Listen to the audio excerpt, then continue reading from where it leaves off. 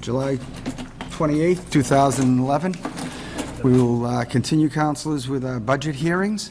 We have had all the departments before us, and it is now time for us as a committee to get to work. Before we get to work, Councilor Conry. Thank you, Mr. President. I have a concern about the FY12 budget, and as chairman of the Finance Committee, I'd like to offer a few remarks to my colleagues. We always come up to the end of the fiscal year and pass the budget at the 11th hour, which I guess is endemic among most governing bodies. I do, however, believe that the administrative branch should begin the process earlier and really include the legislative branch from the outset. I only point to last year when I was invited to most of the Friday morning meetings, and this year was not invited to those meetings as a member of the Finance Committee. One of the many issues that we are continually facing is employee benefits, which has been budgeted at $23.4 million, obviously tying our hands. We've heard it before, but we must do a better job in controlling the largest portion, mainly salaries, health, and pension costs. They have to be dealt with at the bargaining table, at which the council has no seat in negotiations. As these costs rise annually, it's obvious they have not been contained.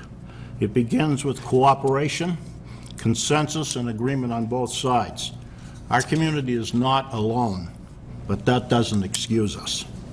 Everyone deserves a living wage. However, the city is facing ever-increasing costs, and despite being told that reorganization has saved the city money, I personally do not believe it. If the truth be known, have we really contained costs?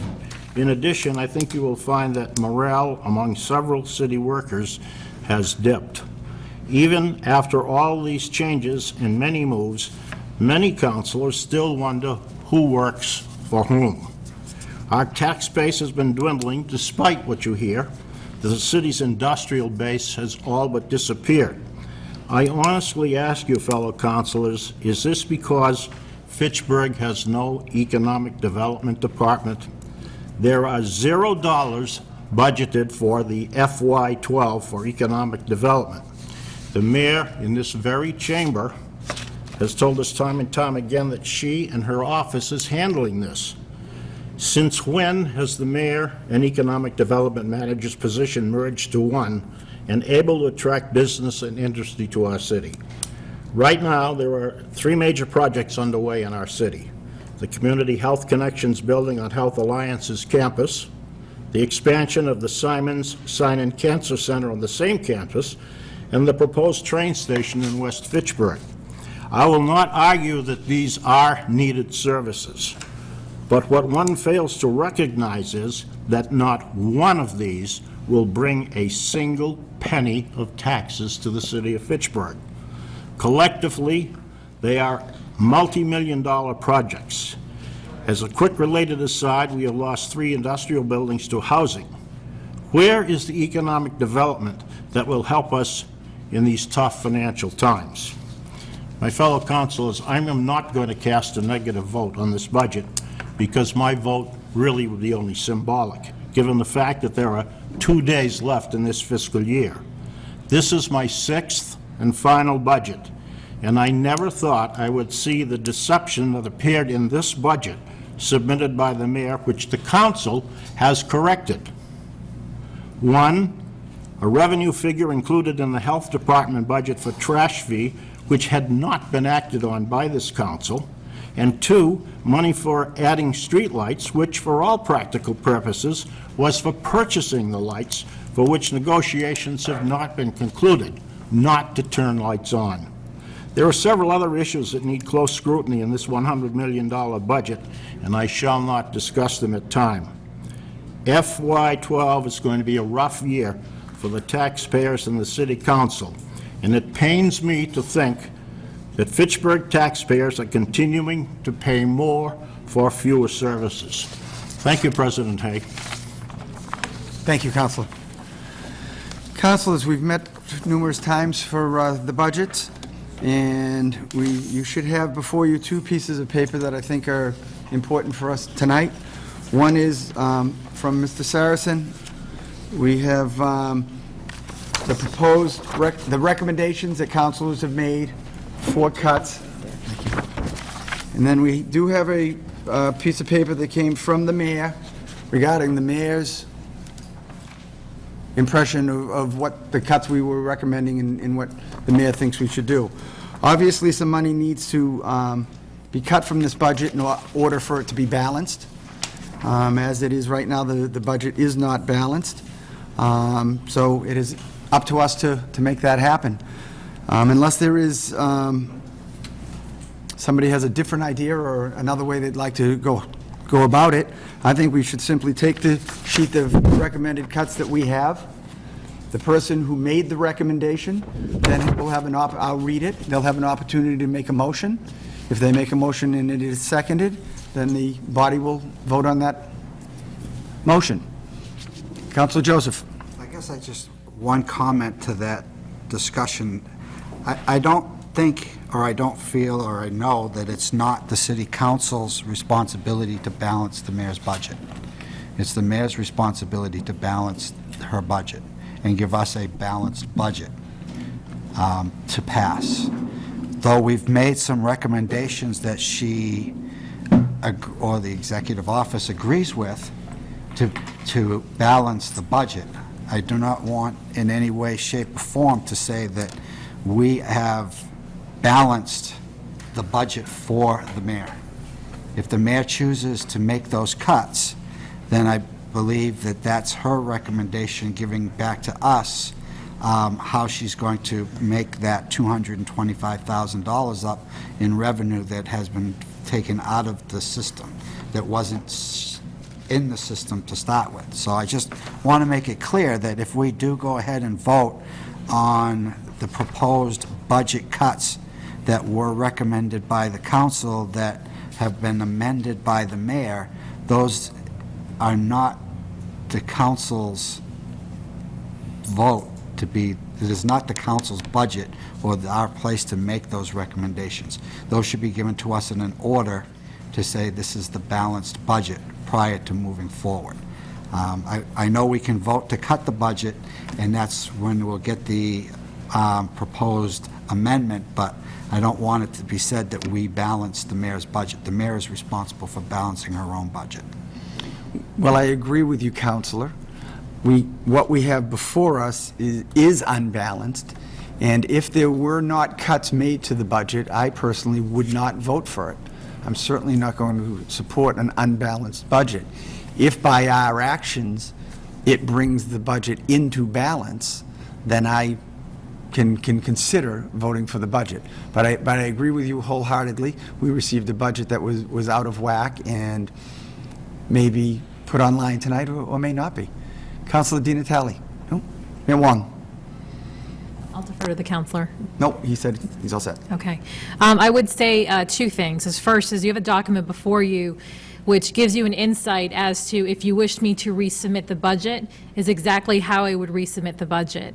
So the budget before you is actually, I would say, better than me giving you a balanced budget, because you have the opportunity to either take the cuts that I would have made and had no choice in them, or you can make alternative cuts. So at this point in time, you have all the information that you need on how it would balance the budget. I submitted the budget a few days late. The reason why I did so, because I was looking to submit the budget on a Wednesday after a Tuesday night meeting from the City Council. The City Council meeting before that Tuesday night, at a whole meeting, the council voted 9-1 in favor of a fee, which I thought would have been passed the same a few days later. I made that known to several councilors that I was worried about whether that would pass the same just a few days later and whether I should put it in or not.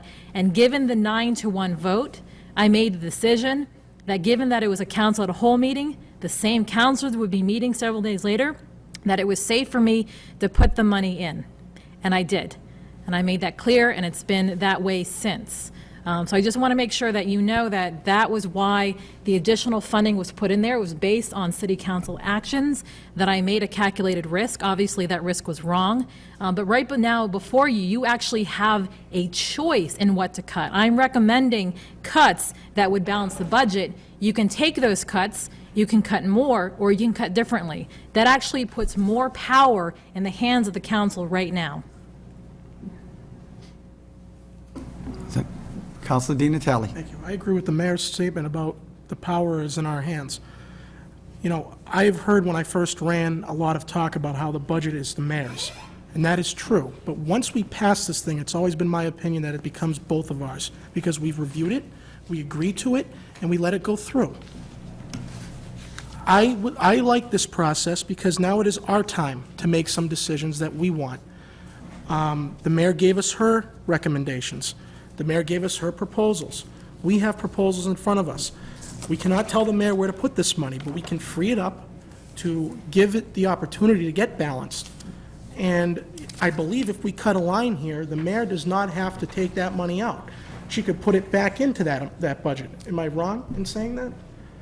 If we cut 30,000 from DPW, can the mayor still keep it in that line? No, if you cut not. 30,000 from that budget, it's gone, and Okay. the mayor would have to resubmit a supplemental budget or appropriation. I like that process. I think President Hayes' recommendation on how to proceed is a good one, and I think we should get started at the top. Thank you. Councilor Reynolds. Just a broad statement. For the first time as a counselor, I have been received emails and had several people speak to me in a tone that they had not spoken to me previously. It followed the increase in the water rates. I'd say that they generally have a tone of desperation, which I have not heard before. Having that in mind, I would broadly like to ask, we seem to be driven by state-mandated laws, and the cost never seemed to be questioned. So I'd like to ask the mayor whether you, as a mayor, with other mayors or other officials, are bringing to bear any pressure to reduce the cost that we might have to pay as a city. Yeah, I would say I think Councilor Connery hit something directly on target when he mentioned the benefits, the employee benefits, and how that cost has increased every year. We actually were able to get a decrease in that amount, which was probably might be unprecedented a few years ago when we were able to get a health care concession from the employees. That was a one-time concession which saves the city about $1.7 million each year. So we've had those savings each year. Had we not had those savings, that would actually be about $3.5 million that we would have spent additionally on health care.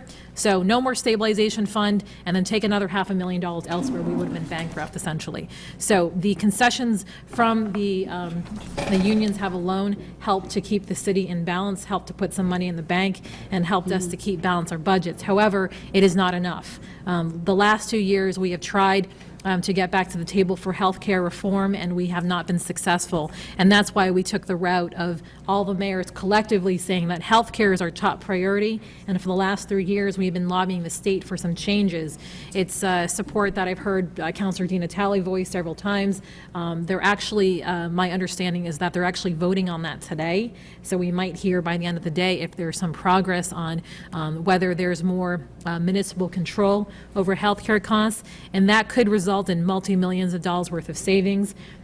It's something that we will need to balance our budget in 2013 and beyond. So healthcare is out of control. We are looking for some change on that end.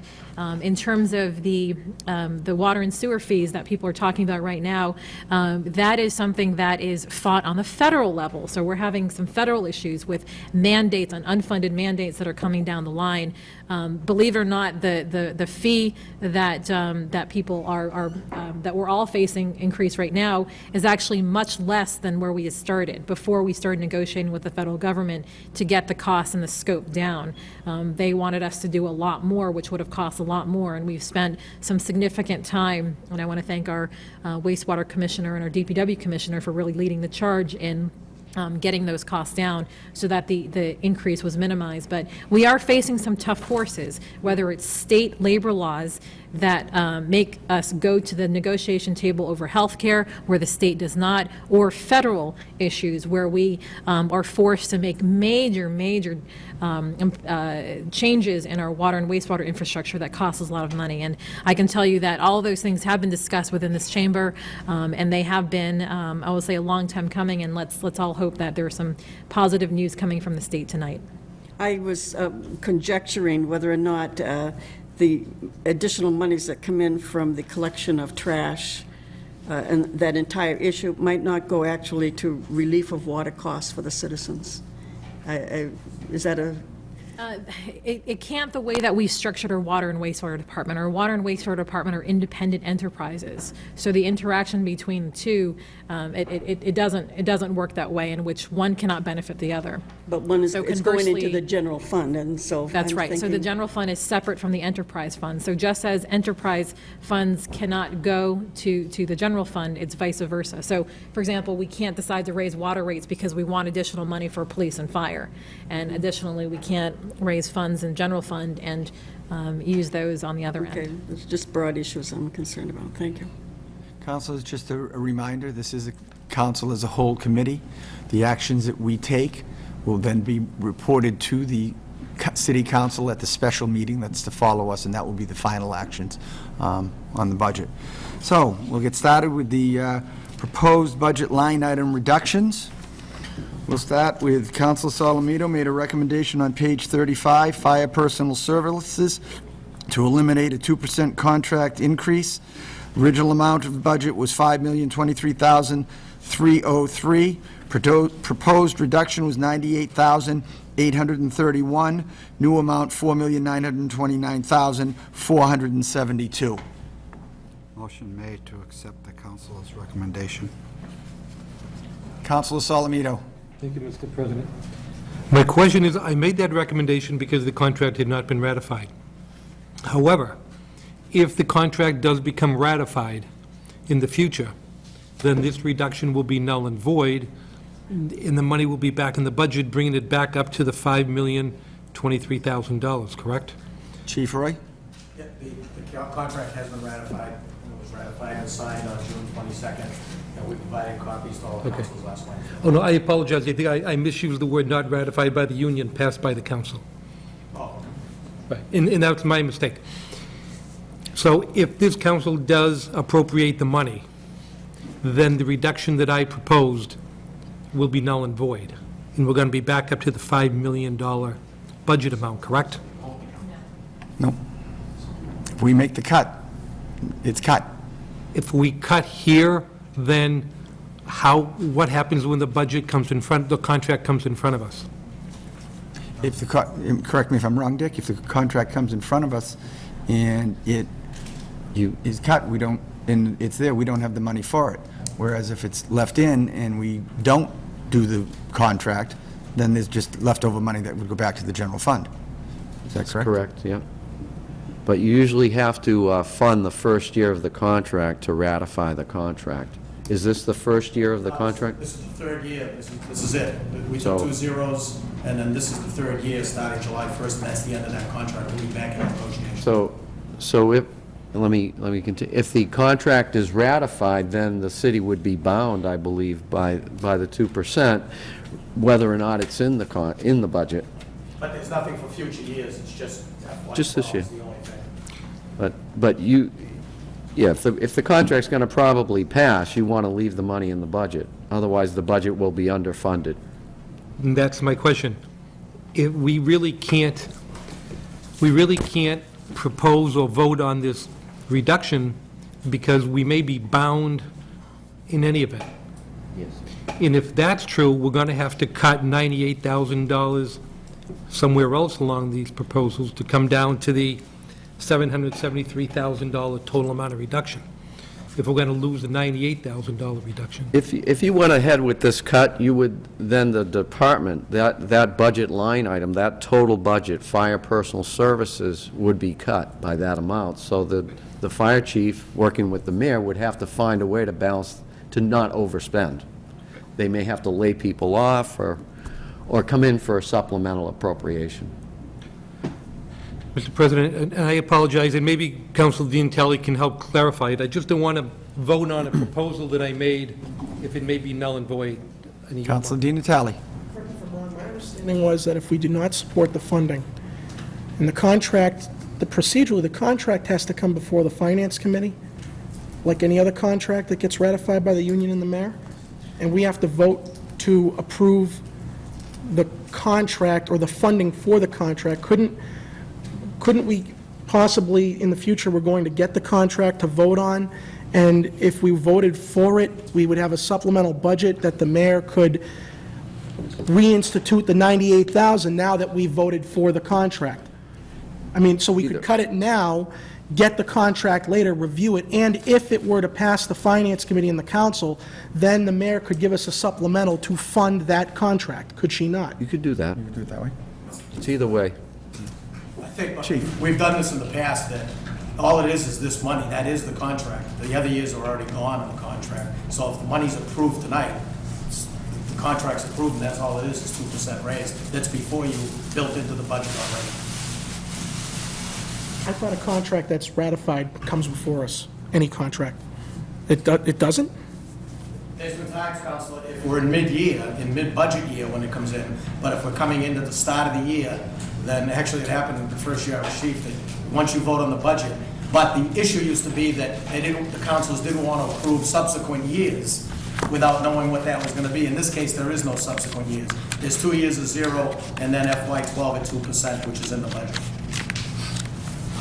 I would support the cut only because I have not voted for any union to get a raise since I've been on this council, and I'm going to keep doing that to be fair to the rest of the employees of this city. Thank you. Councilor Joseph. My understanding is just the way it was said. If we cut the money out of the budget, then they have to take $98,000 out of that line item. Whether it's go back and tell them they can't get their 2% raise or take firefighters out of the ranks, one way or another, that line item would have to be reduced by $100,000. And if they approve a contract that we haven't, the contracts really don't come before us for funding. They only come before us if they had to put in a supplemental budget in order to fund that contract. So this is kind of a end around to say, well, we kind of put it in the budget, so, and it's been ratified, so if you vote it out, sure, we're going to go ahead with the contract, but you guys are going to be the ones responsible for laying off 2 firefighters. You know, so it's kind of an end around to if they want the money eventually, it's either going to be 2 firefighters in a supplemental budget or get rid of the contract raise, but it's obviously stated that they're not going to get rid of the contract raise. Councilor Solomito. And I don't mean to take up the time. After hearing all the explanations and that we might be bound by the money either now or supplemental budget, I'm going to withdraw the motion for that reduction. Okay. We will move on then. Councilor Di Natale, page 17, legal expenses, legal costs and expenses was $5,000, proposed reduction $3,000, new amount $2,000. Move that cut be recommended. Second. We have a motion and second that $3,000 be, the legal expenses on page 17 be reduced by $3,000 from $5,000 to $2,000. All those in favor? Aye. All those opposed? Hands up, please. 1, 2, 3. No, not you, Brooke. Keep them up for just a second. 1, 2, 3, 4, 5. There were 6 in favor, so it passes.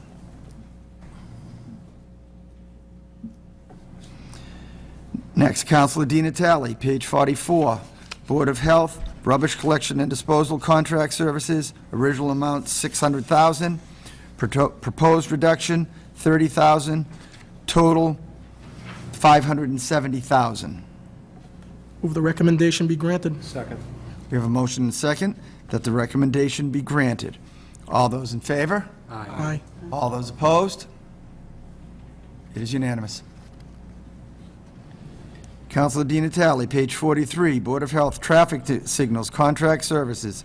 Original amount $14,000, proposed reduction $2,500, new amount $11,500. Move the cut be granted. We have a motion and second that the Board of Health traffic signals be reduced from $14,000 by $2,500 to $11,500.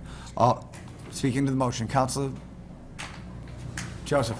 One traffic signal can probably eat up $14,000. I know that this is based on past history and what they've been spending, but this is a matter of, do you want to keep going through that blinking light on Main Street until they can come up with the additional money to that other $2,500 to fix something? I just see it as being not good for the safety of the citizens of Fitchburg. Counselor Conry. I will go along with Councilor Joseph. An example, Laurel, Putnam, and Kimball Streets, a traffic signal was out there. I reported it. Took 6 months to replace the bulb, caution light. 6 months. We have a motion and a second to reduce Board of Health traffic signals from $14,000 to $11,500. All those in favor? Aye. All those opposed? Hands up. 1, 2, 3, 4, 5, 6, 7, 8 in opposition. Does not pass. Counselor Di Natale, page 39, Board of Health Personal Services overtime. Original amount, $35,000. Proposed reduction, $2,500. New amount, $32,500. Move the cut be granted. We have a motion and second to reduce the Board of Health Personal Services overtime from $35,000 to $32,500. All those in favor? Aye. All those opposed? 3 in opposition. Councilors, if we could really work at getting our hands higher so the clerk could see, it would be appreciated from up here. Thank you. Counselor Di Natale, page 39, Board of Health expense mileage, $14,355, proposed reduction $4,355, new amount $10,000. Move the cut be granted. Motion is second that the Board of Health expense mileage be reduced from $14,355 to $10,000. All those in favor? Aye. Speaking on the motion. Oh, I'm sorry, speaking on the motion, Counselor Caddy. It's my memory that this was explained that they use their own vehicles, and this is just a reimbursement for gas. Is that everyone agree with that? All right, thank Counselor you. Joseph, Counselor Salamito. Oh, no, I raised my hand. Oh, I'm sorry. Okay. Okay, we have a motion and a second from $14,355 to $10,000. All those in favor? Aye. All those opposed? 1, 2, 3, 4, 5, 6, 7 in opposition. Does not pass. Counselor Conry, page 39, Board of Health Personal Services, Animal Inspector Stipend. Original amount $2,000, proposed reduction $1,000, new amount $1,000. Motion that the reduction be granted. Second. Motion second that we reduce the Board of Health Personal Services Animal Inspector Stipend from $2,000 to $1,000. Speaking to the motion, Counselor Joseph. I think it was explained to us that this animal inspector stipend that we have in front of us was only funded for a half a year last year at $1,000, and that it was actually a stipend, and we all appointed that person very recently to that position as the animal inspector with a $2,000 stipend that came with it. So this is only merely to fund it for a full year as opposed to a half a year. So again, I think we already had put a vote of confidence in for this person to be our animal inspector, so. Counselor Di Natale. Was the stipend tied to the position? Are we bound by any ordinance or order that we have to fund that? Or can he do the job without the $2,000? I don't know if, I remember when that was approved, and it was to fund the position for half a year. I don't know exactly if it's tied exactly to an ordinance, but I remember it was I think it was negotiated for $2,000 a year, but I'm not positive. It is a negotiated item. The individual who's doing the work is a union employee, and we have to negotiate with the union to add these additional duties.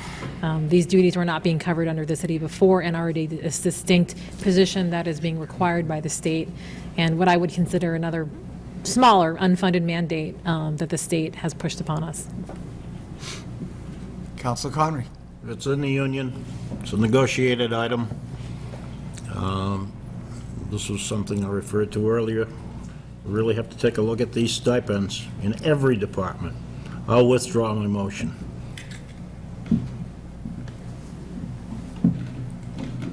Counselor. Counselor Conry, page 40, Board of Health, Housing Personal Services, Housing Grants Manager. Original amount $49,904, proposed reduction $6,160, new amount $43,744. Counselor Di Natale. Is this to reduce an increase in salary, the 6,000? That's correct. They created a new manager's position. And is this isn't tied to a contract? That's correct. Thank you. Move 43,744 be accepted.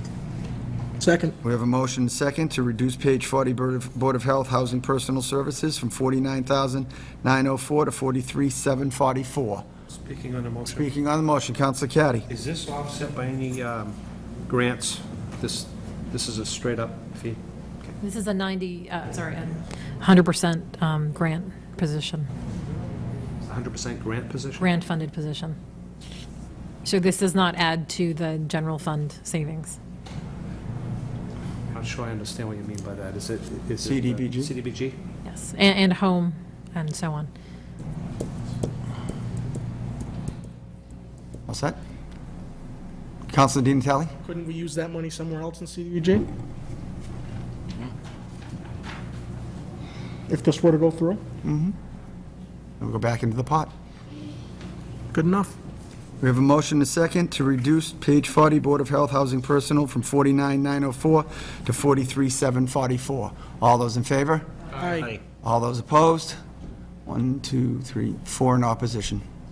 Passes. Counselor Joseph, page 39, Board of Health, Personal Services, Clerical, Principal Clerk, $38,994. Proposed reduction, $38,994. New amount, 0. Motion to reduce them by $38,994. Second. We have a motion and a second to reduce Board of Health Personal Services from $38,994 to 0. Speaking to the motion, Counselor Joseph. Just a discussion on the motion. I don't believe that we really need to get rid of a personal clerk within this building, but I just believe that that person dedicated to that department is an insult to the other departments that are doing more with less. I think that this should be maybe a 50% Board of Health, 50% purchasing, 50% another department, but it's just the fact that everybody has been asked to reduce. Even the city auditor's office is without clerical staff. I just don't, it's not that I don't see a need for a clerical person. I just see that with all the other departments sitting around with a half, a quarter, 0, and this one having 2, then I have a little bit of a serious problem with that. I just think that it should have been handled differently, but I'm not the one that owns the budget. It's my only way of making a statement. Mayor Wallen. The half-time position was added several years ago when there was a reduction in the overall number of inspectors. When the health director retired and one of the inspectors moved into his position was not filled. So we were in fact missing that position. As a way to be more cost-effective, we decided that instead of adding a full-time inspector, that if we had a half-time clerk, because we found that the inspectors were spending too much time doing clerical work, and that if we had a half-time clerk during the busiest hours of the day when the phone was ringing the most, that the inspectors could actually be on the street. And we felt that on a per-hour basis, that was the most effective way. So we actually replaced a full-time inspector with a half-time clerk. That's why that half-time clerk is there. The reason why I'm asking for a one-time increase, and we can review this next year, is because this next year, the average implementation time of a new trash program is about 30% of several staff members' time. And what we're looking for is we're looking for a 50% increase in one staff member's time so that this person can be there to field calls for that year. This is an individual who will not be taking benefits from the city, will not be taking health insurance, is willing to do this for a year, and then will likely, once the program is implemented, look at putting this back at a half-time. Councilor Salamito. Are you done? Could you just repeat that last thing that you just said? This person is not going... This is a position that we're looking at temporarily increasing from a half-time to a full-time. So I just want to explain that it was a half-time position as it existed, and we're looking at increasing that to a full-time position for as this one-year period as we're transitioning to the new the trash ordinance, because of the amount of volumes of phone calls and coordination that that's going to take. A half of a clerk's time to implement that program for 1 year is significantly less than the amount of staff time that it's taken other similar-sized cities to implement their program. But we think that we could, probably supplement it or figure out how to be proactive in terms of educating consumers about the new program. So that's the intent behind this particular line item. I guess that was never communicated during the budget process when we had this discussion. Councilor Reynolds. Might not the additional and temporary workload that would follow the trash, the new trash situation, might that not be better filled by a personal contract with somebody that would specifically do that for the city at a lower cost than $40,000? Well, in fact, it's a $38,000 position in which 19 already exists as a half-time clerk. So you're talking about $19,000. It's to bring in. There are so many people out of work, and with the expertise, if I think that you might find somebody to do that work for the city for a one-year contract. Well, I think the intent is that if this is a half-time increase, then this is the person who will essentially be there full-time because they're already there half-time. So this person has the ability to answer phone calls for this every hour that City Hall is open. That would be more hours than any person that we would be able to contract out this work to. And they would be likely contracted at a similar or potentially a higher rate if it's a temporary position, rather than somebody who already exists at a fairly low wage who's willing to seek a temporary increase in order to fulfill this role. Well, that's debatable in today's economy. Mr. President, I'd like to amend my motion to half of the amount of $38,994. So you'd like to reduce the 38,994 by half? Yes. Second.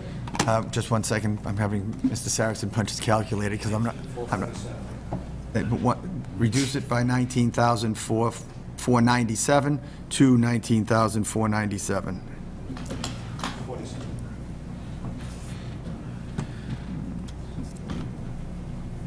I'm trusting Mr. Saracen. 38,994 divided by 2.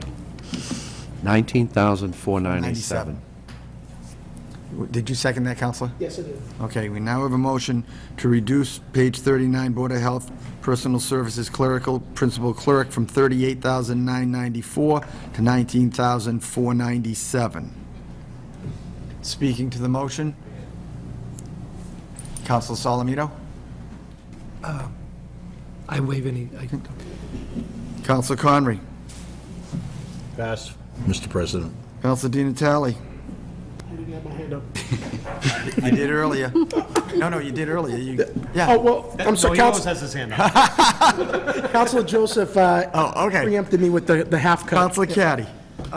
the mayor's explanation is a good explanation for this. So we passed a new ordinance for the trash fees. It's a reasonable expectation that the time in that office is going to be under a lot of stress. It's reasonable to think you're going to put another half-time person in there to see this through. We passed it. You know, I think you're going to set the thing up to fail if you're not going to have someone in there that can administer it. Counselor Di Natale. I absolutely agree with Councilor Caddy's statement, because you can do that on the flip side, is if you didn't support it, which I didn't, I don't support the added expenses for it. So you can go either way with that. I think it's a good explanation. Thank you. We have a motion and a second to reduce Board of Health Personal Services from $38,994 to $19,497. All those in favor? Aye. All those opposed? 1, 2, 3, 4 in opposition. It passes.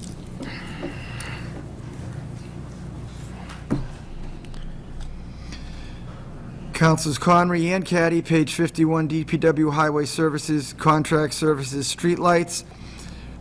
Original amount, $385,000. Proposed reduction, $160,000. New amount, $225,000. Move 225 be accepted. A motion and second to reduce contract services streetlights from 385 to 225. Speaking to the motion, Councilor Di Natale. This is a cut that was made, my recollection, because when we got the budget, there was a bullet point in the front presentation, and it was all over the press, that this was going to restore 70% of the streetlights, or it was a 70% increase in streetlight funding. I said back then that that was misleading only because it was a vague statement. It just said increase.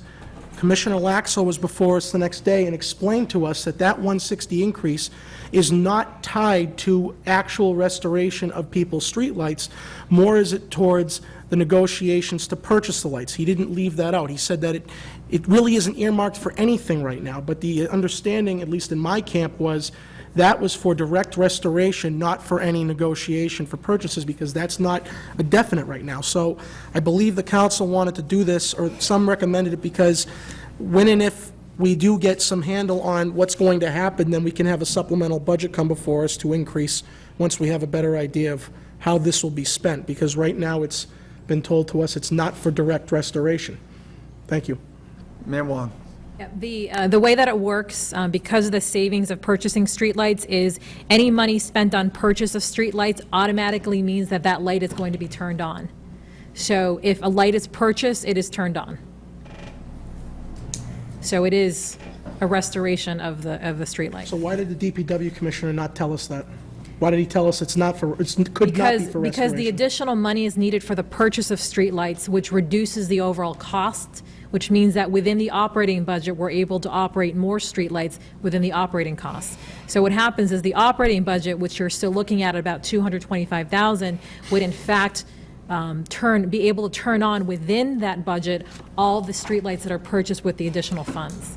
And because it's all one of the same, it's all one and the same in terms of the restoration of streetlights being via that vehicle purchasing the streetlights. The only difference with purchasing the lights is we get to see those savings year after year rather than just a one-time increase in funding for additional streetlights. So you're That saying, number Mayor, will go back down to 225 the following year and for every year after that, with the streetlights being owned and on. are you saying right now, Mayor, that this is going to immediately restore streetlights across the city? Yes, once the streetlights are purchased, they're on without any additional funding for operations except What for if we what's don't already purchase there. them? If we don't purchase them, if they're not purchased and there's no money within the streetlight budget, then we can only afford what is on right now. If we were not to purchase them, could you come before us for a supplemental and say we couldn't do it, so let's restore them right now? I could come forward with a supplemental budget, but you have to understand that a supplemental budget to restore 100% of the streetlights is a greater amount than the purchase of the streetlights and the restoration of the lights. So I would say, okay, I need $300,000 to turn on the lights per year, or I need $160,000 to purchase the lights, which we can turn on at the $225,000 every year thereafter. Because it just so happens that the return on investment is typically less than 2 years, but with depreciation, because it's been a while, we should be able to have a return on investment around a year, and therefore only have to increase our budget once. Thank you. Counselor Caddy. It's my memory that during our hearings, we were told that the lights that were purchased first would be the lights that the private citizens are paying for. So if we were to purchase those lights, we would also incur the cost of turning those lights on. So it seems like the $160,000 to turn the lights on doesn't put them enough money back in the budget to pay for the lights that private citizens are paying for. It seems to be skewed to me. You understand what I mean? It's the other way around. We're not purchasing the lights that are already turned on. It's that we would be taking over the budgeted amount for those lights. We're taking over the cost of those lights, not that we would be purchasing those lights, but those lights would be included in a total purchase of the street lights. So all the lights would be purchased, all the lights that we want would be purchased at once. I remember the night we spoke on this. But your new supplemental budget supports this. In your new supplemental budget, you took out $160,000. So you must have agreed to it in order to document it. Agreed to, Well, your supplemental What, in budget fact? is exactly the proposed reduction that we presented. because the supplemental Page budget 50. is I actually increased the budget by 160, so I'm recommending that you reduce it back by 160, and I can come before the council with that at a later time, Great. as you had suggested to me. All right, thank you. Counselor Reynolds. I just want to reiterate that that's exactly what I was thinking. If we cut it, and you do have the actual opportunity, rather than the potential, to purchase new lights, you can come before us and we can give you the money. Thank you. Counselor Solomito. Mr. President, by that statement from the mayor says that for $160,000, we can purchase every light that has been, every light in the city, maintain, so we're not going to buy all the lights.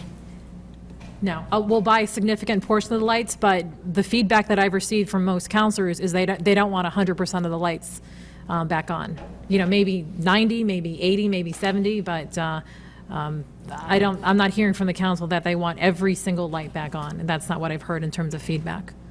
But in any event, will $160,000 turn on 90% of the lights in Fitchburg if we buy them, maintain them, and there's going to be no additional city employees, no purchasing of any trucks, equipment, poles, lights, fixtures, Correct, none bulbs? of that.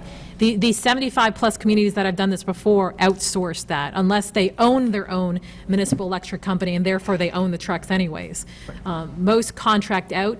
The savings, the 50% savings to own and operate our own streetlights are, the operative word being own and operate our own streetlights. So the savings include the operating costs of going out to bid. So $160,000 covers total maintenance of all the lights as well if we own them? That's a built-in contract No, set price. that's I'm talking about the purchase price. The purchase price is separate from the operating cost. Right now, Where is the operating cost going to right now, come from? it's within, okay, the fiscal year 11 budget that we are in right now for the rest of this week is a $225,000 budget. What I propose is that we maintain $225,000 as an operating budget from here on in. So what happens is that the purchase price, once we own the lights become significantly less. Our $225,000 operating costs now becomes more like $80,000 or $90,000. Therefore, we can increase, if we turn on no additional lights, we can actually save $135,000 if that be the wish of the council to not turn on a single more light. So, because I'm saying let's maintain the current $225,000 budget, instead of the $225,000 budget only paying for 50% of the lights, I'm saying we can take the 90, we can double that, And then you double it, it's 180,000, and then there's probably, within the 180, 190 to 225, that's where the operating comes from. That's where we contract out for an additional maintenance. So for the same $225,000 budget that we're having right now, we can actually have most of the lights on in the city. Not all the lights, because I wouldn't presume we would have all the lights. We have developed a streetlight policy which turns on approximately 75 to 77% of the lights, and that's what we've been discussing right now. You're saying that for $225,000, we can have 80% of the lights back on? I would say a little bit over 80, because we're talking about 77% of the lights that Unitil owns, but we also have all the lights that the city owns, which are also on. So it would be probably about 80 or something percent of the lights, total lights that would be on, for the same amount that we're operating, just about 50% of the lights. So why can't we just exist with 80% of the lights for $225,000 with $160,000 cut? Because if we don't purchase the streetlights, then half of every dollar that we're paying goes into the pockets of Unitil. So we are paying twice the amount of what we would be paying if we owned it. So we actually have to set aside the amount of purchase to actually purchase and own the streetlights in order for us to then get the 50% savings and therefore turn on more lights with the savings. So that it really won't turn on the light for $225,000? It won't. You just said that. The $225,000 will turn on the lights. We have to purchase the lights. The $225,000 is what I'm recommending as the annual operating expenditures of the lights that we do not exceed. That is why I'm recommending a one-time purchase of the lights so that we can maintain our lights at $225,000. Otherwise, if we don't purchase the lights and we want those same lights on, we're probably going to be paying about $400,000 a year every single year. I think you get it. Councilor Conry. Yes. I asked the question to DPW Commissioner when he was here, and he indicated $160,000 was to purchase the lights. We haven't even begun real negotiation on those lights as yet. To say that we can purchase those lights and we can save money is a fallacy. We're not going to save any money. I've seen an independent study on that. How do we expect to save money? There are times we can't run the city. How are we going to keep the street lights up? I made an example tonight of one of the traffic lights being out for 6 months. How many street lights are going to be out when the city owns them? I think we were, as I said earlier too, we were misled on this. I think there was deception in the budget, and I really think that somebody has to go back and study this once again. We are not going to save money. Thank you. Councilor Di Natale. Just a concise summary here.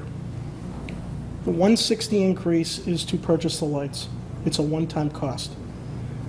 You're saying that by investing that 160, we will be able to afford 80 to 90% of the streetlights every year at 225, as opposed to not buying them, keeping the budget at 225, and if we wanted to increase it to that same 80 or 90% threshold, it would cost us probably double that, 450. Yes, and that model has been shown in the other 75-plus communities. And I would recommend, you want to cut this, I'm recommending that you cut it. I'm also recommending that I'll come back to the council with this. We can come back with the consultant. We are in active negotiations. We can go into executive session to discuss that at that particular time. The fact that you agree with the recommendation leads me to believe that you don't see this as an issue, because we're not saying that we're shutting a door on this, or I'm not saying it, I'm going to speak for myself. But when we get further along in the negotiations and we get more information about what's really going to happen, then I would be more inclined to vote to appropriate this. My only concern is, by leaving the money in there, there's no guarantee that we will have a finality of what's going on until, we may not have anything in July, may not have anything in August. Let's say we're done in December. That's half the year that's gone by, but we've had that money in there. I would prefer to just appropriate once we get all of our ducks in a row and things have concluded. So, I mean, my vote to cut it is not to say to you that I don't want to pursue this idea. I just think it makes sense to not use that money in that account right now, put it aside in a reserve account or something, and I would prefer to wait till the negotiations are done and we know definitively the cost analysis that this is going to present. I mean, so I would support this 160 being cut. Thank you. Second, to reduce page 51 highway, DPW Highway Services, Contract Services, Streetlights from 385 to 225. All those in favor? Aye. All those opposed? It is unanimous. Counselor Reynolds, page 47, Public Works Administration Engineering Planning Program Management Assistant, $40,194. Proposed reduction, $40,194 to 0. I recommended that this be accepted, this cut be accepted, and based on the hiring freeze that we have in the city. Did I hear a second? Second. We have a motion and a second to reduce page 47, Public Works Administration, from $40,194 to 0. All those in favor? Aye. Aye. All those opposed? 1, 2, 3, 4, 5, 6 in opposition. It doesn't pass. Hands again, ladies and gentlemen. Thank you.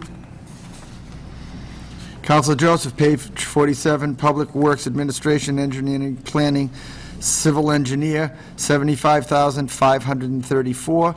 Proposed reduction, $75,534. New amount, 0. I believe that the page 47, both of those were just a correction of where those items were to be put, and that there wasn't any elimination of any position. So, Saying, no motion? I don't know, is motion to correct the budget in those two areas so that they reflect what is properly presented to us? Yeah, if I could. Certainly. The line below it is an offsetting credit for the funding that will be provided by block grant. And as Councilor Joseph and other councilors correctly pointed out during the budget deliberations, that same position was listed in the new area, I think probably in building. So, yes, it is redundant, and it could be cut By making the by reduction. both of those lines together. Both of which lines? The less CDBG home, the one right below it, because they mirror. Yep. Or they offset one another. So the one would be the 75,543 to 0, and the other would be the negative 387,876 to read 312,342. That's correct. Motion made on both of those? Second. We have a motion and second on Councilor Joseph's recommendations on page 47 regarding Public Works Administration. First one is from 75,534 to 0, and the other is from 387,876 to 312,342. All those in favor? Aye. All those opposed? It is unanimous. Councilor Di Natale, page 80, Water Enterprise Expense Account Contract Services, $120,000, reduction by $20,000 to $100,000. Move that the cut be recommended. Second. We have a motion and a second to reduce page 80, Water Enterprise Expense Contract Services, from $120,000 to $100,000. All those in favor? Aye. All those opposed? One in opposition. Councilor Di Natale, page 73, Wastewater Enterprise Overtime, original $250,000, reduction $35,000, new amount $215,000. Move the cut be recommended. Motion and second to change page 73, Wastewater Enterprise Overtime, from $250,000 to $215,000. All those in favor? Aye. All those opposed? It is unanimous. Councilor Di Natale, page 74, Wastewater Enterprise, Furous Chloride, $40,000, reduction $10,000, new amount $30,000. Mr. President, I would like to remove that recommendation. Okay. Thank you, Counselor. Counselor Di Natale, page 74, wastewater enterprise polymer, $170,000, reduction $15,000, new amount $155,000. Move the recommendation be granted. Second. We have a motion and a second to reduce page 74 wastewater enterprise polymer from $170,000 to $155,000. All those in favor? Aye. All those opposed? 3 in opposition. It passes. Counselor Di Natale, page 74, wastewater enterprise ash disposal, $200,000, reduction $30,000, new amount $170,000. Move the recommendation be granted. Motion second to adopt page 74, wastewater enterprise ash disposal from, Speaking on the motion. yeah, from $200,000 to $170,000. Counselor Caddy. Does anybody have a memory on the rebuttal to this? I don't know much about ash disposal to be taking this out of the budget, so. All out, Counselor, I will say that in the mayor's recommendation, she agreed with it. She had her hand raised, by the way, Mr. Yeah, President. I was going to go to her. You were still talking, and I just gave you an answer. Madam Mayor? I was going to say exactly what you just said. Okay, thank you. We have a motion and a second for a reduction from $200,000 to $170,000 on wastewater enterprise ash disposal. All those in favor? Aye. All those opposed? It is unanimous. Counselor Di Natale, page 74, wastewater enterprise chlorine, $70,000, reduction $10,000, new number $60,000. I move that that be removed. I Removed. recommend that be removed. Thank you. Counselor Di Natale, page 74, wastewater enterprise other chemicals, $110,000, reduction $10,000, new amount $100,000. Move the cut be recommended. Second. Motion second to reduce page 74 wastewater enterprise other chemicals from $100,000 to $110,000 to $100,000. All those in favor? Aye. All those opposed? 4 in opposition. Passes. Counselor Di Natale, page 74, wastewater enterprise industrial pretreatment, $48,000, reduction by $20,000, new amount $28,000. I'd like to amend that, Mr. President, to be a reduction of 10,000 instead of 20. So 10 to bring it to 38,000. We have a motion and a second to reduce page 74 wastewater enterprise industrial pretreatment from $48,000 by $10,000 to $38,000. Counsel Caddy. If this cut takes place like the others in the water enterprise, I don't really think this has an effect on our overall budget, as this is an enterprise, isn't that correct? That's correct. And with all the problems we're having with the industrial, with the wastewater, we're gonna start taking money out of the pretreatment. We got the federal government after us right now, and I don't know, is this a little bit beyond our expertise? Counsel Di Natale. I think we all know why I made this proposal in terms of the history. I understand what Councilor Caddy is saying.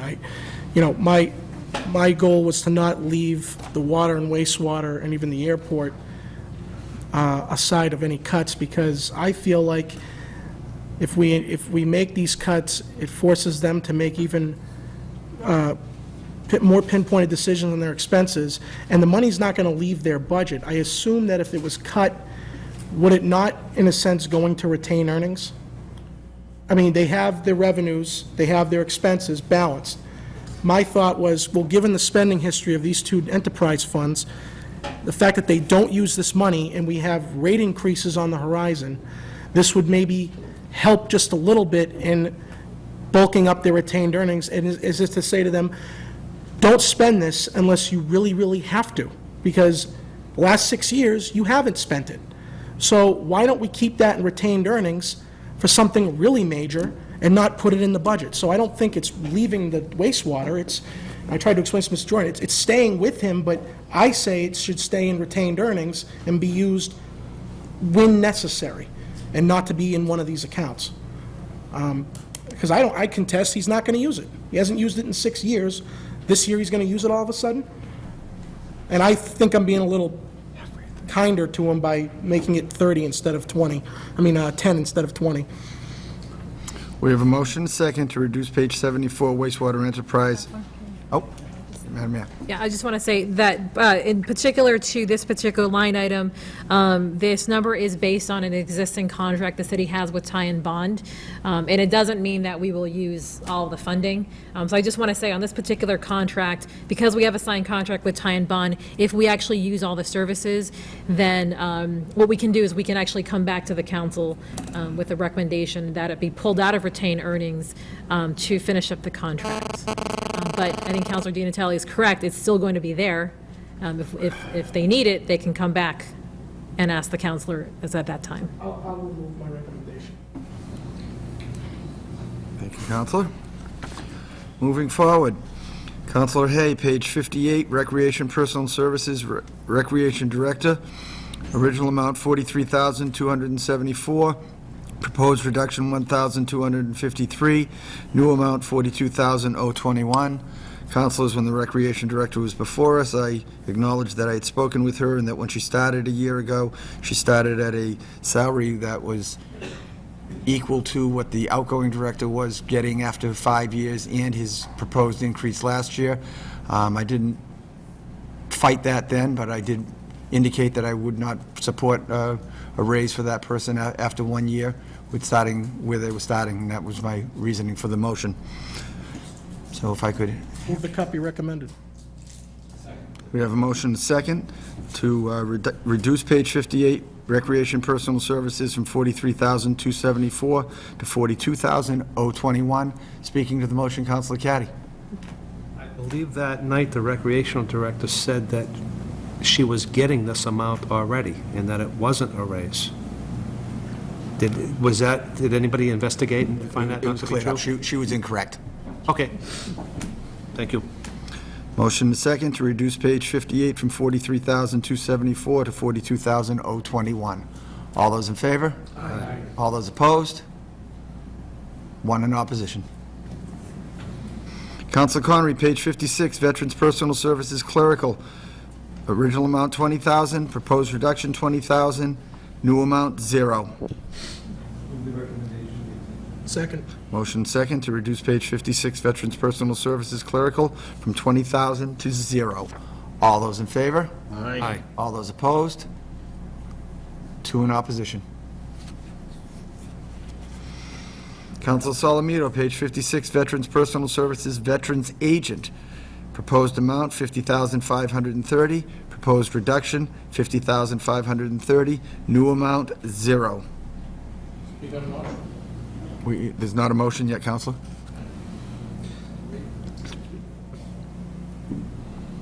Council, is it motion? Just a discussion before a motion? Since it's yours, go ahead. Second. Yes. It's his, let him talk, and then we'll accept motions. Go ahead.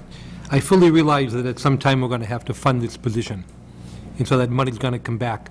But at that time, I would make a recommendation that it not be at the top level that the present agent left, Oh, sorry.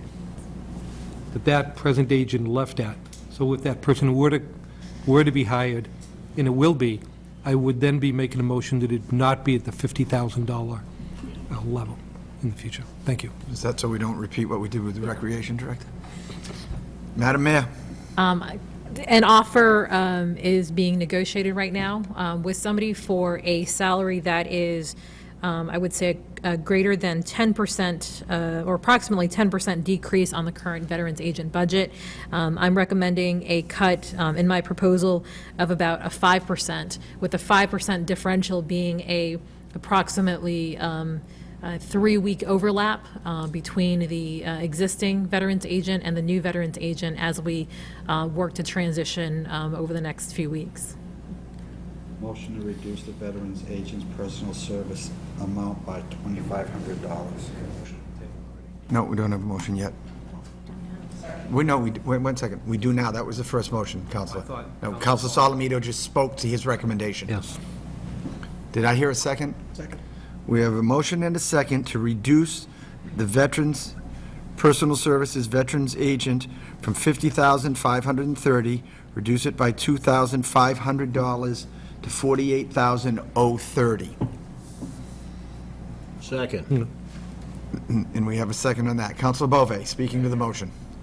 I was under the impression that a veteran's personal services had to be a full-time personnel.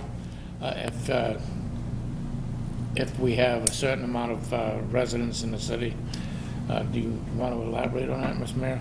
That is correct. In fact, I think the council had explored reducing this to a half-time position, and we did receive word from the city solicitor at that point in time that a city over a certain amount, and I'm sorry, I can't remember the amount exactly, I think it's 15,000 or 20,000 individuals, has to have a full-time agent. Thank you. We have a motion and second to reduce page 56, Veterans Personal Services, from $50,000 to $48,030. All those in favor? Aye. All those opposed? It is unanimous. Council Solomito, page 56, Veterans Expenses Training, original amount $500, proposed reduction $375, new amount $125. Move the recommendation be accepted. Second. Motion and second to reduce Veterans Expenses Training from $500 to $125. All those in favor? Aye. All those opposed? 1, 2, keep them up. 3, 4, 5, 6, 7. In opposition. Doesn't pass. Council Solomito, page 56, Veterans Expenses Office Supplies, $400, proposed reduction $150, new amount $250. Move the recommendation be accepted.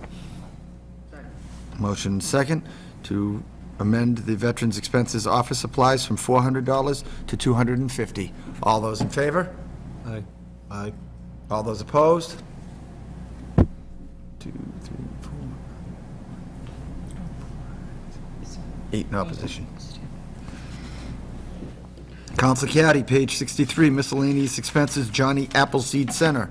Original amount $50,000, proposed reduction $47,000, new amount $3,000. I'll motion that my recommendation stands. We have a motion and a second to reduce the Johnny Appleseed Center miscellaneous expense account from $50,000 to $3,000. Speaking to the motion, Councilor Conry? Yes, I believe the mayor has recommended 10,000. Is that correct, Mayor?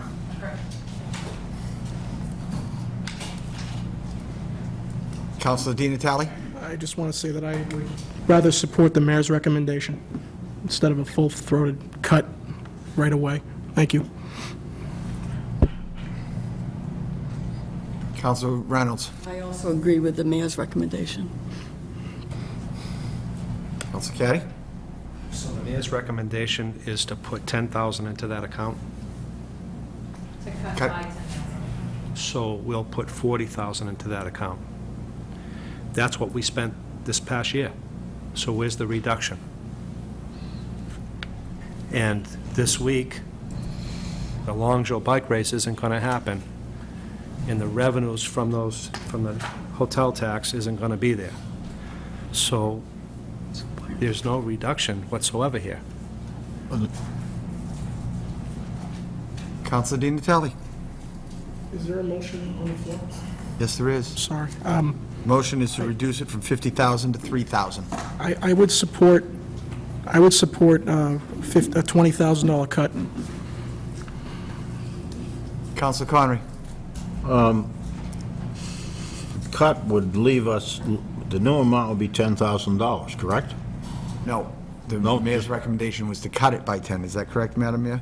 That's correct. So it actually would go back to the fiscal year 10 budget Go of from 40. 10, Yeah. go from 50 to 40 No. if somebody would to make a motion on the mayor's recommendation.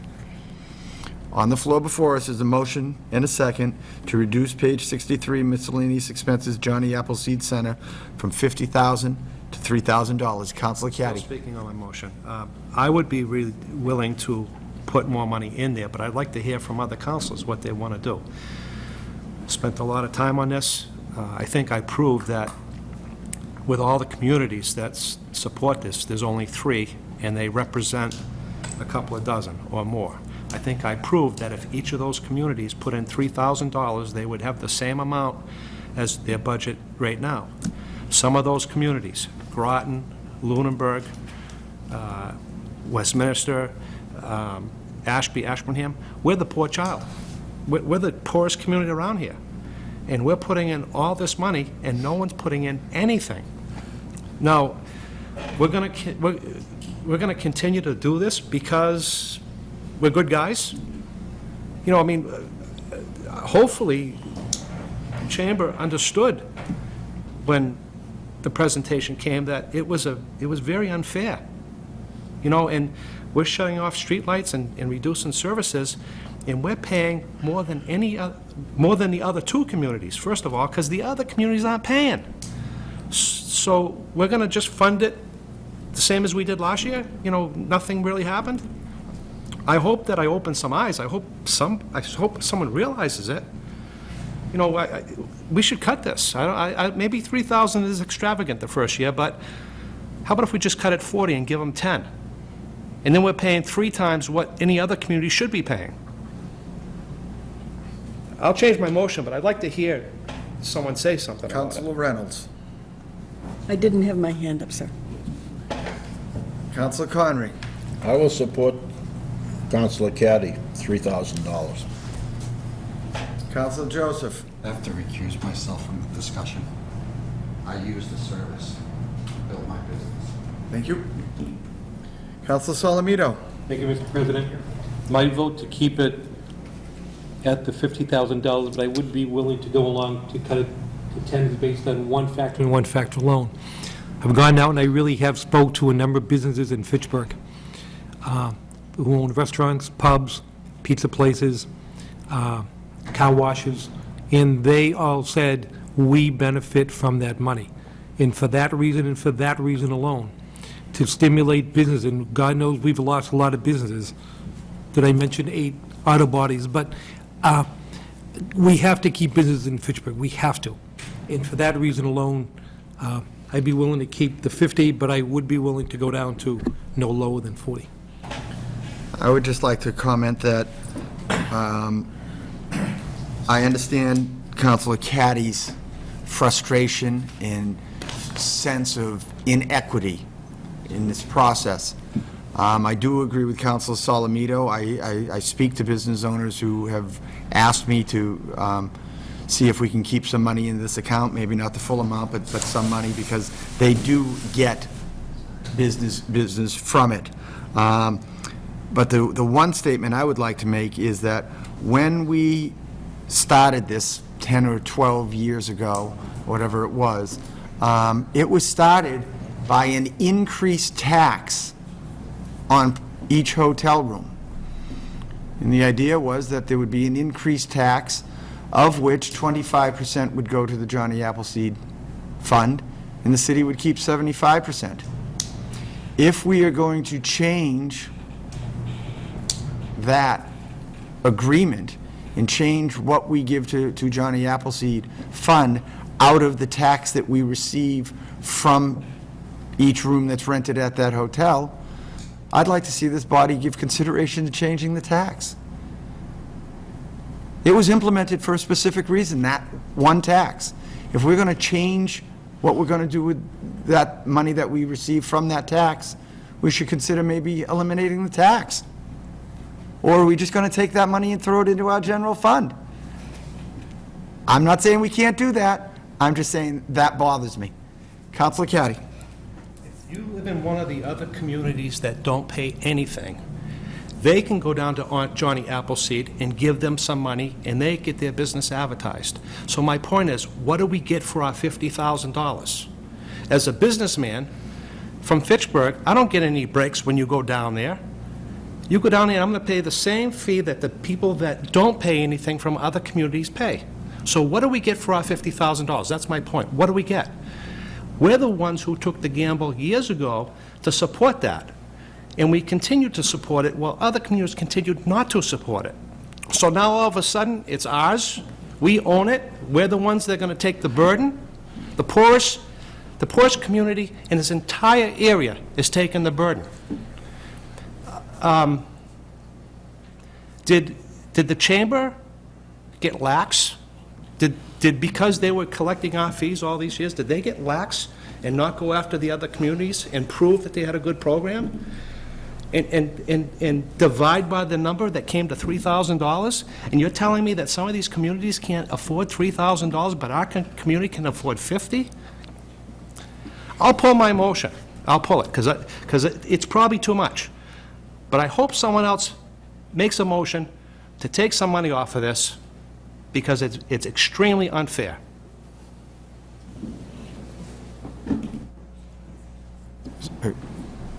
Counselor Keddy, you rescind the motion, okay? Counselor Reynolds? Just for clarification's sake, do I understand from what you said, President Hay, that there has been a $10,000 increase, that this $50,000 is all generated by receiving 10% of the additional tax? 25% of the tax? That's correct. So we continue to receive this money for the purpose of what, is that, and we received $10,000 more than last year? I had you until you get to the $10,000. I believe, I understood what you said to mean, that this $50,000, that the generation of it was exclusively... tax. It equaled 25% Of that tax. of taxes that the city has received the revenue on. That's already. correct. So if we pay Johnny Appleseed $50,000 next year, it'll mean that the city of Fitchburg has received $150,000 from the taxes on the rooms at the hotel. And may I ask Mr. Saracen to confirm that each year, this figure is only merely representing the 25% of taxes that we've received Right. from... Right, we just, as a matter of fact, we just got our notice, and we do this every quarter, from the state distribution, the quarterly distribution, and we basically just take that amount of the room tax and take 25% of it, and a check is cut the following week to the Johnny Appleseed. So I think this year we are actually, I know the amount, it's around $43,000 we're paying Johnny Appleseed this year, and it's based on $172,000 gross that the city received. The Councilor Hay is correct. The net would have been $150 in that example. So in a way, it's benefiting us because that tax went in specifically to... Right, and you know, usually there's a lag of a month and a half. We're probably doing well despite the road race because of the golf tournament. You know, that's probably helping us to offset some of the drop that we're going to experience July 4th. So if we fooled with that, Well, we lose perhaps the purpose of the additional tax. I believe the theory behind it is that we have to dedicate 25% to marketing the city, I believe. And Councilor Hay is correct. There is an ordinance or a petition or a resolution that stated that this was what we were going to do, was to dedicate 25% to, I think it even mentioned Johnny Appleseed or that Well, that kind of purpose. throws a new light on it. A different light. Set. Yes. Yes. Counselor Di Natale? President, would it be wrong to ask the opinion of the finance team? I'd like to know what their opinion is, because I've heard both sides. I mean, does the assessor, treasurer, and director of finance believe this is beneficial to do for the city? I really would like to know what you three think about this. I haven't asked. I'm asking now. I don't know if I'm allowed to, but... Certainly. Mr. I mean, Saracen? being the handlers of the money, I'd like to know, does this make sense from a tax revenue purpose, doing this? Any increased revenue, which is growing, is a benefit to the city. So if we were to cut this line item, would that, flat-out question, if we cut this, would that reduce the amount of tax revenue we will take in?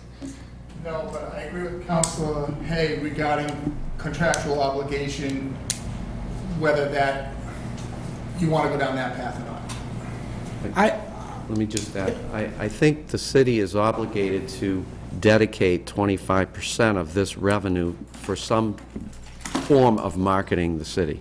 And that's because of an ordinance? That may be the law, but there was an ordinance that also, I can get a copy, I have it in the file. Sounds to me like we might need to you- attack the Yep. ordinance Yep. to change this, because what Councilor Caddy's saying makes sense to me, but I feel like there are some laws on the books that are the reason why we're doing it this way.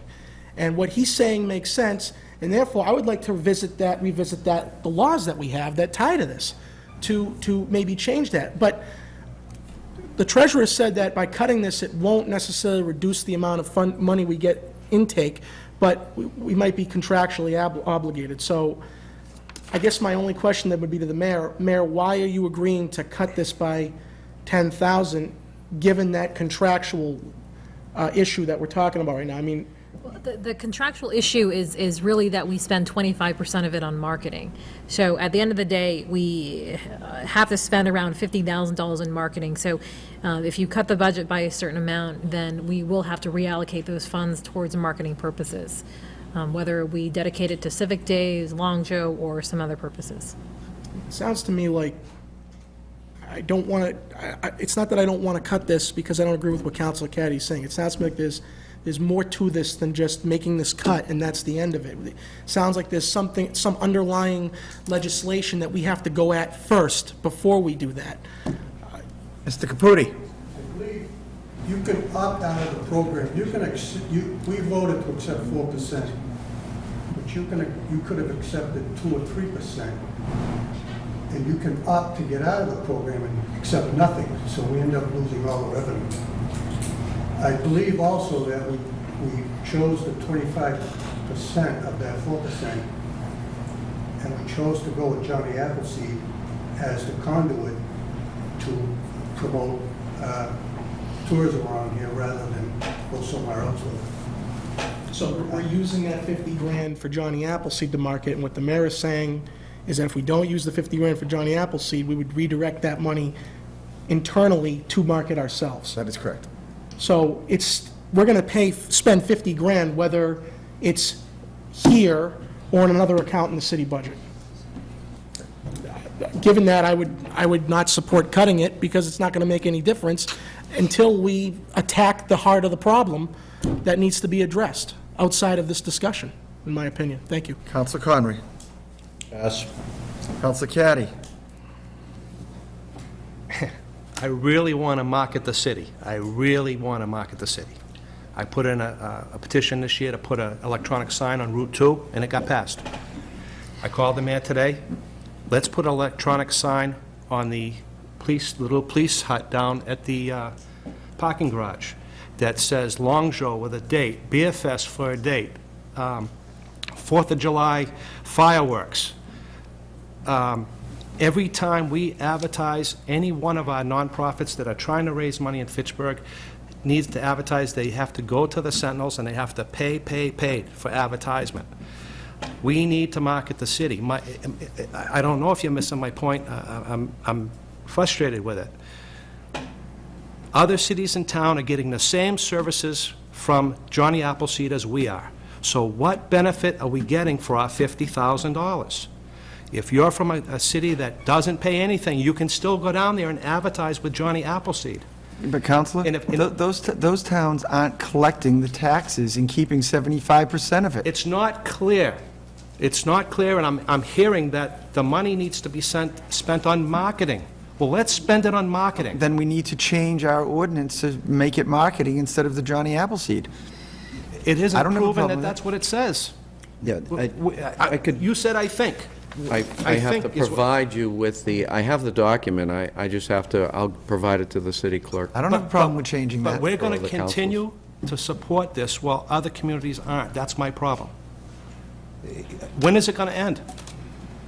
I mean, are we in this forever? And all the other communities aren't participating? Well, my Princeton- difference with you, Princeton, Councilor, is Mount Wachusett. that Princeton doesn't get to keep $150,000 because they don't have a hotel room tax. I think we're ahead of the game in that manner. We're the poorest community in the area, and we're paying this. That's my point. We're the poorest community. Councilor, are you all set? Councilor Reynolds. Well, what I'm hearing is that we're committed to you said 25% of 4%, I believe, which is an additional piece of data that's important. But I believe that the mayor has said that it will go to advertising the city, but not through this vehicle. And so I would support the reduction that the mayor recommends and get started on it, and then look at the ordinance in the future. Counselor Conry. Mr. President, after hearing all this discussion, basically what we're doing is we're going to give out $50,000 for the Johnny Appleseed Center, and in return, we're going to get $150,000 from taxes.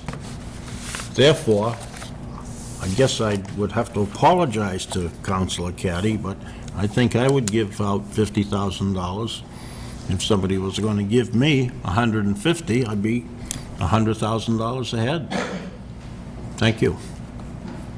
Counselor Caddy, you had withdrawn the I've motion. already withdrawn my motion. I'll understand. take a stab on it and make a motion to reduce it by 20,000.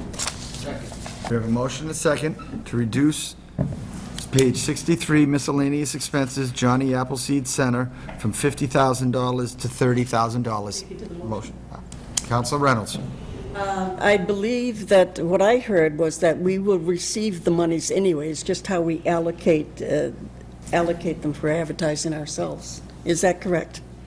I believe that's correct. I want to defer to that ordinance or that legal document, but I believe we have to dedicate 25% to some But form it of doesn't need to marketing. go through the... Go on. Just to put it out there, in relationship to what you had mentioned, Counselor Caddy, it costs about $15,000 for one of the portable signs that you would like. And at some point in time, I would like some input on a supplemental budget after this is over. Counselor Solomito. Thank you, Mr. President. I guess what I'm trying to do is balance. We can spend $50,000 to an organization that promotes business, that employs people who pays taxes. Or we can take $20,000 and give it to a nonprofit that pays no taxes, employs no people, and does nothing for the business community. At some point, we just have to think the business community, we're trying to bring them and we're trying to keep them. And if the business people tell myself and President Hay that they benefit by it, I take them at their word. If they were to come up and say, we don't benefit at all, but when they come up and say, it does benefit us, if we cut Johnny Appleseed and the hotel decides to do less advertising through Johnny Appleseed and their revenue goes down, our revenue goes down. Our nonprofit, our kiosk advertising for a nonprofit spaghetti supper, that may go up. But our businesses go down. And if we're trying to be business friendly, this is a proven way to keep it. Thank you. We have a motion and a second to reduce page 63 miscellaneous expenses, Johnny Appleseed Center, from $50,000 to $30,000. All those in favor? All those opposed? Doesn't pass. Counselor Di Natale, page 20, assesses. Mr. President, I would just like to please recommend that I'd like to remove the next four proposals Okay, 1, 2, 3. after getting significant feedback Okay, on those. Thank you. that is fine. And we go, next is Counselor Bove, page 22, Information Technology Personal Services IT Manager. Original amount, $67,234. Proposed reduction, $67,234. Thank you. After further investigation, because I originally thought that this position could be outsourced, and as it turns out, if we outsource it, it would cost us a little bit more, so I'm rescinding it. Okay. Thank you, Counselor. Counselor Bove, page 22, Information Technology Personal Services Stipend for Interns. Original amount, $10,000. Proposed reduction, $10,000. New amount, 0. Thank you again, and I was not in the belief that we should be paying for interns, so I will leave that as is. Is that a motion? Yes. Second. A motion and second? Speak on the motion, Mr. Yeah, look at you. To page 22, Information Technology Personal Services Stipend for Interns, reduction from $10,000 to zero. Counselor Clark. Thank you, Mr. President. I did take a look at what we received from the Department of Revenue a couple of years ago, and it talks quite a bit about, a couple of pages anyways, about IT and technology. And in reading it, and if you still have these at home, you wonder what we've done really in the last couple of years. I think we need that position, as Norman said, Councilor Bove said, keeping that in the budget. I also think we need a stipend in there for several people to come in and help us out with our IT. We may also have a problem, well, not a problem, but I think we're at the stage now where this report is 3 years old, and I'm wondering where we are with IT. And it may be to the time where we need to have some sort of audit involving IT. That would be up to the mayor, but I'm putting that out there, and would like to see that stipend stay in there, because we need some people to help our IT problem in this building and in the city. We're way behind. That's it. Madam Mayor? Two things. First is this $10,000 will be paid for out of a grant. I just want to make sure that that's clear, so it's not affecting the bottom line for the general fund. And the second is I do support the idea of looking at a full audit and looking at our IT department compared to IT departments in other communities, and also as compared to the things that we need to do to comply with the Department of Revenue audit. Actually, a back-of-the-envelope look at our IT department actually demonstrates that we have a smaller IT department than many of the surrounding towns. So that's something that I would say should need to be looked at to see if we do need interns, additional staff, additional resources. I'm not saying that we can fund it at this particular point in time, but it is something that I would like to have a third party look at rather than just having a back-of-the-envelope look at comparable towns. With that information, I think I will rescind my... Motion? My motion. Okay. Council Bove, page 22, Information Technology Expenses, Travel and Training, original $2,500, reduction $1,000, new amount $1,500. Thank you again, and I'm standing by that reduction. We have a motion, do we have a second? Motion and second to reduce page 22, Information Technology Expenses, Travel and Training from $2,500 to $1,500. All those in favor? Aye. All those opposed? 1, 2, 3, 4, 5, 6, 7 in opposition. Councilor Conry? Right question to the mayor, please, on the IT. Yep.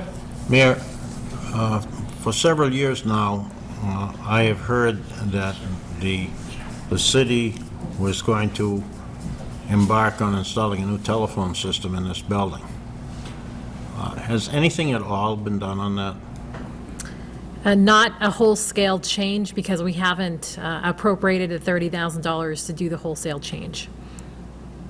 May I make a suggestion? I've been involved in the past in installing telephone systems, doing the legwork. Any number of vendors will come in here and do a complete survey for the city of Fitchburg for $0.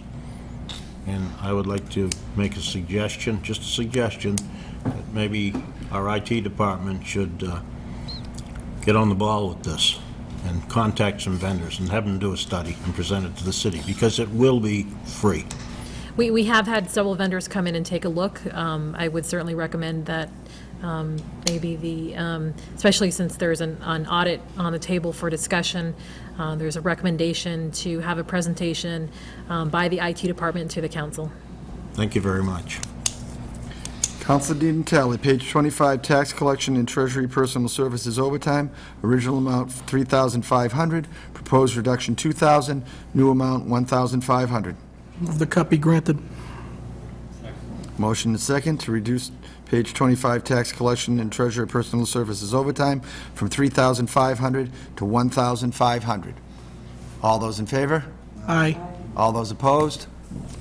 1, 2, 3, 4, 5, 6, 7 in opposition. Doesn't pass. I remove my next recommendation. Okay.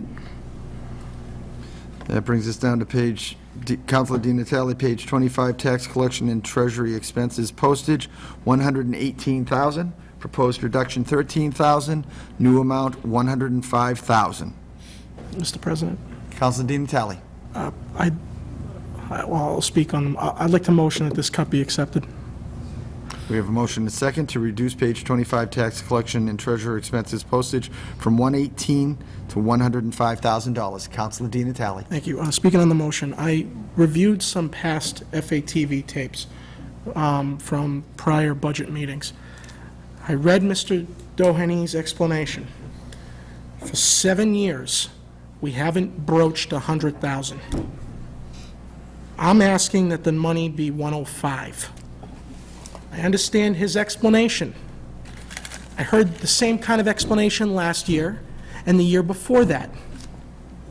I'm not saying there's untruthfulness. I'm just saying we're planning for the worst, but it's never occurred, and the 105 is still above and beyond what we typically would use. So it's not like I'm proposing we cut it down to the bare minimum of what we have expended. I strongly believe in this one cut. I removed my recommendation for office supplies. I'm going to remove my recommendation for the last one after reading his explanation, but I feel very strongly about the postage account. Thank you. Counselor Conry. Yes, question to Mr. Doheny, please, through you, Mr. President. Do you anticipate that there's going to be a postage rate increase in FY12? I haven't heard anything out there. My big concern of that line item would be that with the new trash fee, are we going to do additional mailings? With the new water rate fees, are we going to do additional mailings? If the clerk's office does one mailing to every registered voter in the city, that would cost us $10,000 just for one mailing. So, like I said, Councilor Di Natale is correct on the history.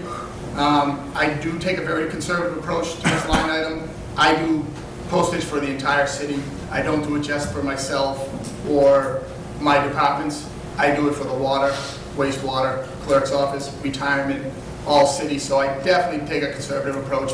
I look at it as if I don't spend it, it comes back into free cash next year. So that's kind of the way I look at that. But I will admit to Councilor Di Natale, he is correct in that we normally don't spend 100% of that line item. But I would be cautious to probably go to the 105 level. Obviously, I don't want to give up anything. However, if one mailing goes out, like I said, it's probably $10,000 on max. The other real concern, just one last point, is if you decide, it has been brought up by the wastewater, water, and DPW director that we try possibly going to monthly billing for water and wastewater. That would add about $40,000 to that line item. Okay, so I just want to put that out there. I'll be coming back if we decide to go down that path for an increase, even if you gave me the 118. Okay? Counselor Di Natale. I don't support doing that, and I will budge a little bit. I will amend my motion to cut that to 110. We have a motion and a second to reduce tax collection and treasurer expenses postage from $118,000 to $110,000.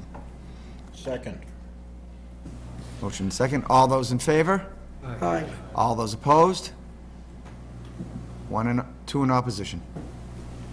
It passes. Page 20, Counselor Di Natale, page 27. I remove, Mr. President, I remove that one. Yep.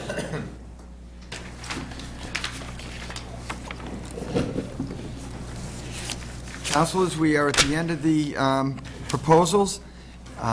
If there's not an objection, I would like to recess for 3 to 5 minutes to give the clerk and Mr. Saracen the opportunity to compare notes so that they can give us figures about the reductions of the proposed budget. Councilor Caddy?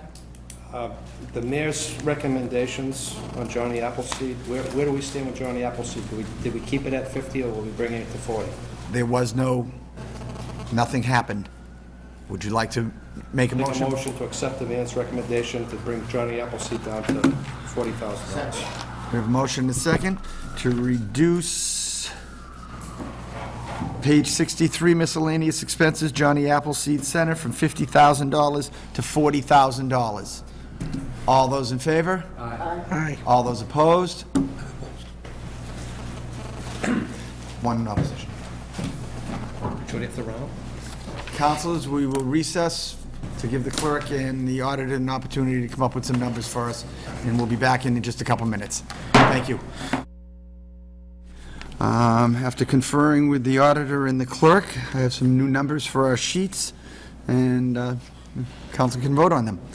First is under Order 124-11, Order Mayor's Fiscal Year 2012 Budget.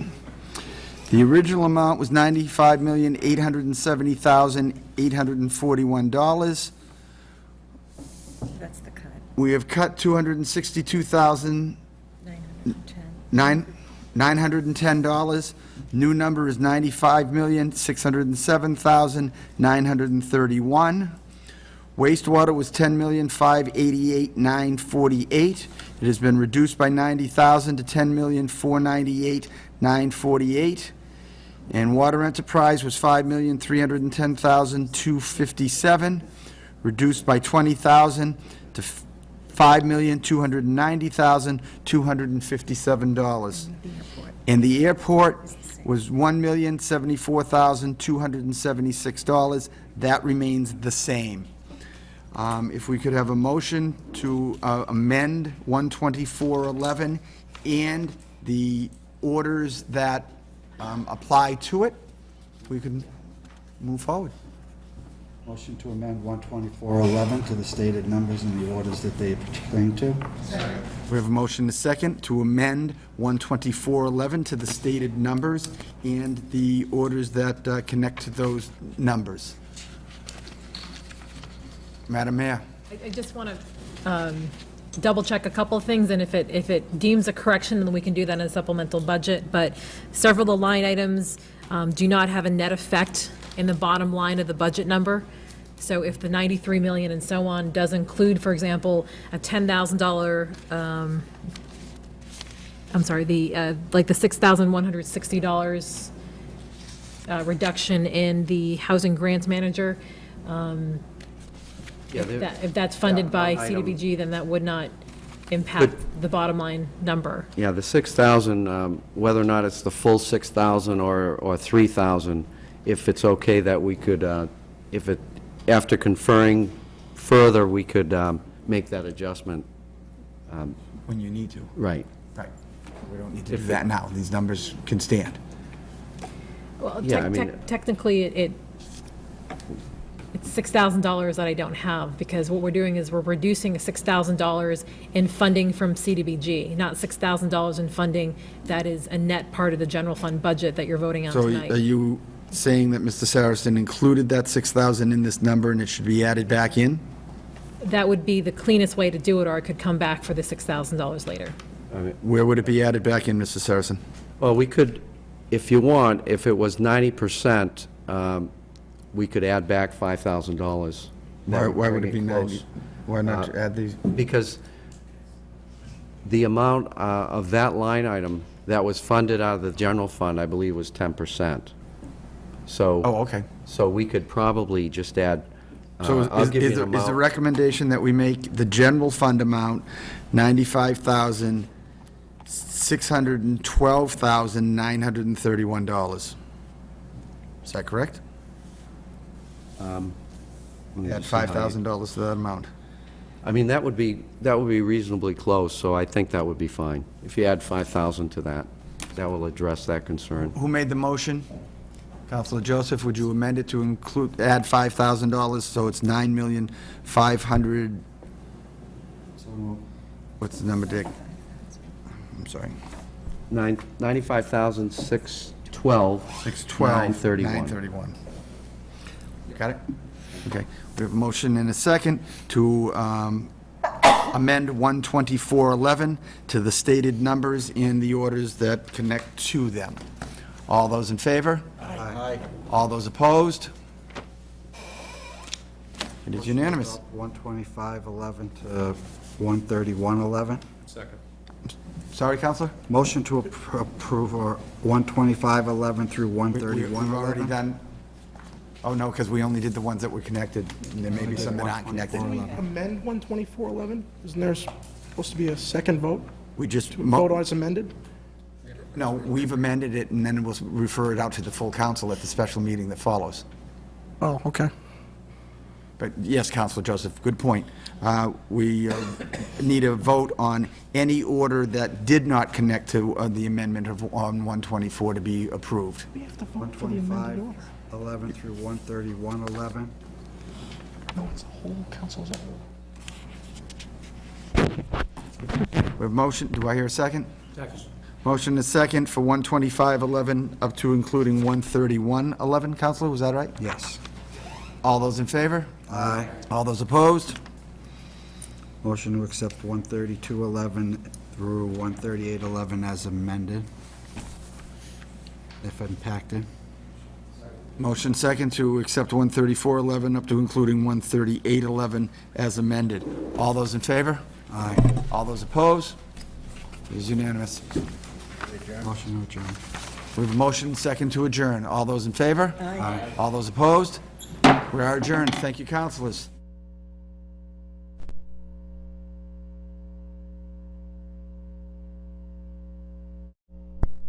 Good evening. I'd like to call a special meeting of the City Council to order, June 28th, 2011. Special meeting of the City Council will be held on... Do the flag and all that roll call. I'm sorry. Thank you, Madam Clerk. Councilor Bove, would you lead us in a salute to the flag, please? Allegiance to the flag of the United States of America and to the republic for which it stands, one nation, under God, indivisible, with liberty and justice for all. Madam Clerk, would you call the roll, please? President Hay. Here. Councilor Bove. Here. Councilor Clark. Here. Councilor Conry. Here. Councilor Di Natale. Here. Councilor Joseph. Here. Councilor Caddy. Here. Councilor Reynolds. Here. Councilor Solomito. Here. Councilor Starr. Here. Councilor Tran. Warrant for a special meeting of the City Council. A special meeting of the City Council will be held on Tuesday, June 28th, 2011, Council Chambers, 718 Main Street, Fitchburg, Mass., immediately following the Council as a whole committee that begins at 6:30. The agenda will consist of the following. First on the agenda, councilors, is the oral report from City Property Committee on Petition 147-211.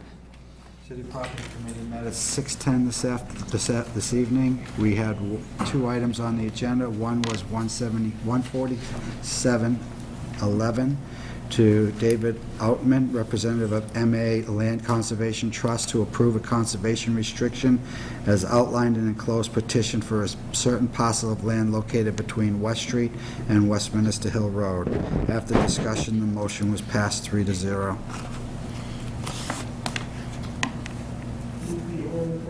Property Committee be accepted on 147/2011. Second. We have a motion and a second to accept the City Property Committee report on Petition 147-2011. All those in favor? Aye. All those opposed?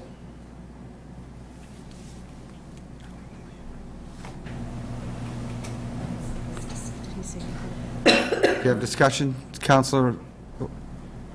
Oh, we had a discussion on the annex building, and we had a person come in that was discussing the annex property that had an interest in it. It was recommended that by the property committee to allow the mayor to go into discussion with the potential developer and bring that information back to the council, the Thank you. property committee.